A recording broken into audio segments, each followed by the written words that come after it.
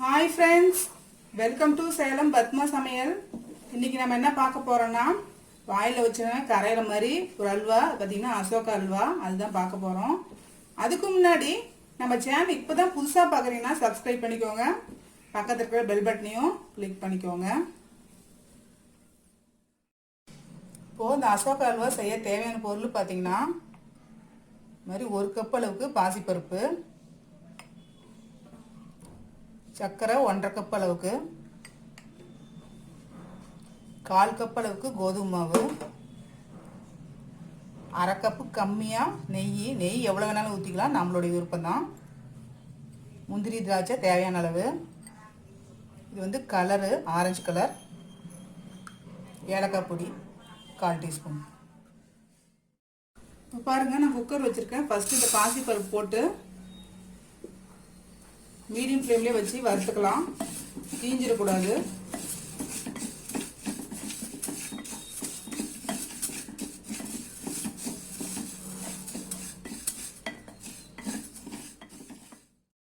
பாருங்க பாசிப்பருப்பு வறுபட்டுருச்சு.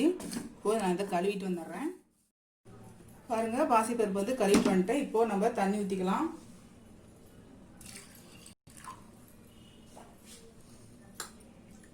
பாசிப்பருப்பு எடுத்த கப்லேயே 3 கப் அளவுக்கு ஊற்றிக்கலாம். ஊற்றிட்டு க்ளோஸ் பண்ணி 3 விசில் வச்சு எடுத்துக்கலாம். பாருங்க பாசிப்பருப்பு வெந்துருச்சு. இப்போ இதை வந்து மிக்சியில் போட்டு நைஸாக அரைச்சிட்டு வந்துடுறேன். இப்போ பாருங்க நான் பேன் வச்சுருக்கேன். இப்போ இதில் நெய் போட்டுக்கலாம்.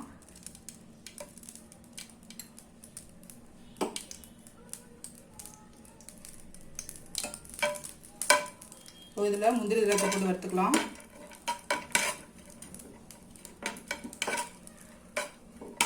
செவக்கட்டும் முந்திரி. பாருங்க முந்திரி திராட்சை வறுபட்டுருச்சு. இதை எடுத்துக்கலாம்.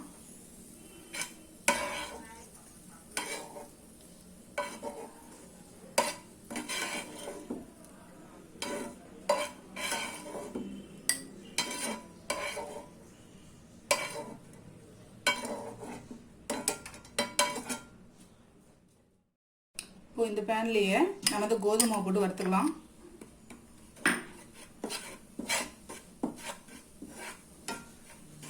ஃப்ளேம் மீடியம்லேயே இருக்கணும், இல்லைன்னா தீஞ்சு போயிடும்.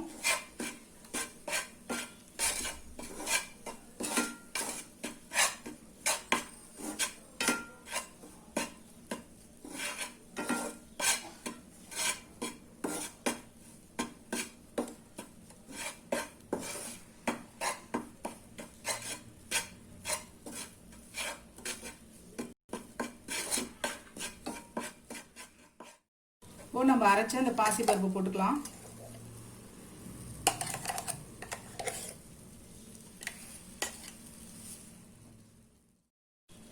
இப்போ இதை போட்டு மிக்ஸ் பண்ணிக்கலாம்.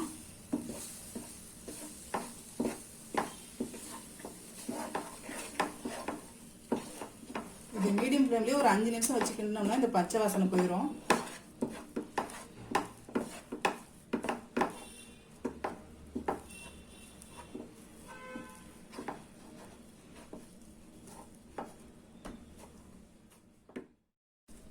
பாருங்க சுத்தியும் பேன்ல ஒட்டாம வந்துருச்சு. இப்போ சர்க்கரை போட்டுக்கலாம்.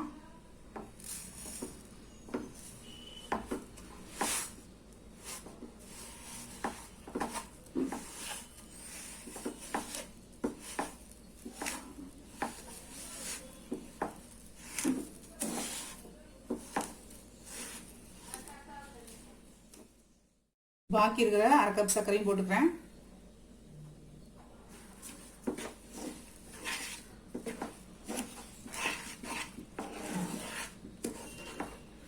இது மெல்ட்டாகி நல்லா வந்து வேகணும்.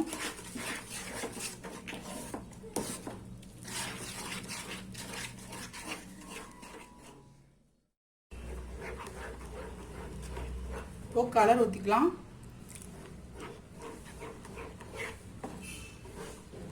உங்களுக்கு கலர் வேணாம்னா நீங்கள் குங்குமப்பூ இருந்தால் அது கூட போட்டுக்கலாம். நேச்சுரலாக இருக்கணும் அப்படின்னா.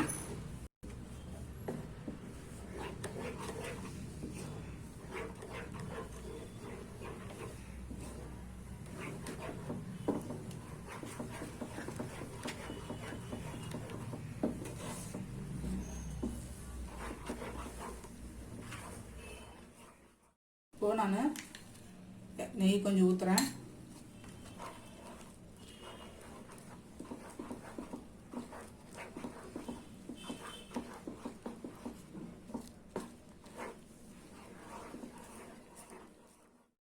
இப்போ ஏலக்காய் பொடி போட்டுக்கலாம்.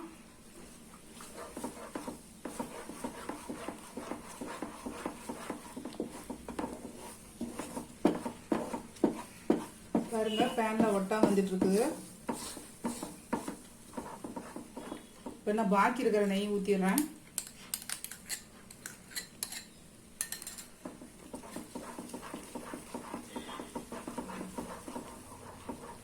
வறுத்த முந்திரி திராட்சையும் போட்டுறேன்.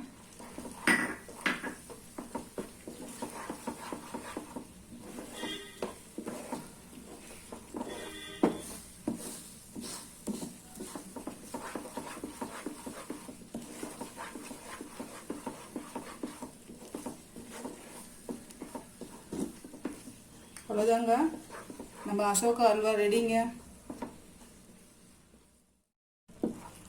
ஸ்டவ் ஆஃப் பண்ணிடலாம். இப்போ பாருங்க, நம்ம செஞ்ச இந்த அசோகா அல்வா ரெடி ஆயிடுச்சு. இது பார்த்தீங்கன்னா குயிக்காக செஞ்சிடலாம், நல்லா டேஸ்ட்டாகவும் இருக்கும். இந்த வீடியோ உங்களுக்கு பிடிச்சிருந்தாக்க லைக் பண்ணுங்க, ஷேர் பண்ணுங்க, கமெண்ட் பண்ணுங்க.